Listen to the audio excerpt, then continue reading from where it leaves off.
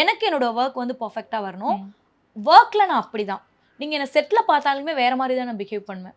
இதே நீங்க வாழை செட்ல நீங்க என்ன பார்த்திருந்தீங்கன்னா வேற மாதிரி இருந்திருக்கும். எனக்கு ஒர்க்னா ஒர்க். இந்த ஒர்க்குக்கு எப்படி இருக்குன்னா, இப்ப இந்த ஒர்க் நான் இப்படி ஜாலியா இருக்கேன்னா, இது நான் இங்க நான் இன்டர்வியூ பண்ணல. புரியுது. என்ன நீங்க கொஸ்டின் கேக்குறீங்க, நான் ரேண்டமா வந்து ஆன்சர் பண்ண போறேன். உங்க இடத்துல இருந்தா நான் வேற மாதிரி இருப்பேன். ஓகே.